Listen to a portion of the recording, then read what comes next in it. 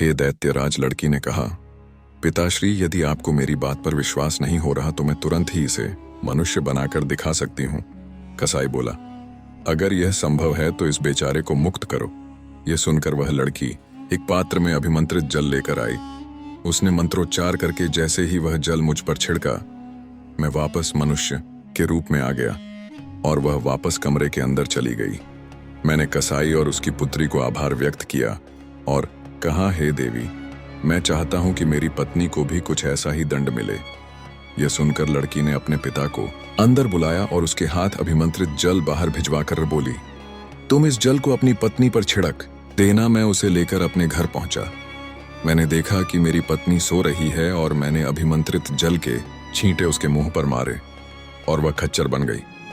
और तब से मैं इसे इसी रूप में अपने साथ लिए घूमता हूं। यह सुनकर दैत्य को बड़ा आश्चर्य हुआ। उसने खच्चर से पूछा कि क्या यह बात सच है। खच्चर ने सिर हिलाकर संकेत दिया कि बात सच्ची है। तत्पश्चात दैत्य ने व्यापारी के अपराध का बचा हुआ तिहाई भाग भी क्षमा कर दिया और वहां से चला गया। व्यापारी उन तीनों बूढ़ों के चरणों में गिर पड़ा। वे लोग उसे आशीर्वाद देकर अपनी अपनी राह चले गए और व्यापारी भी अपने घर लौट गया। कहानी अच्छी लगी तो कमेंट में जय भोलेनाथ जरूर लिखें और रिबेल स्टोरी चैनल सब्सक्राइब करें। धन्यवाद।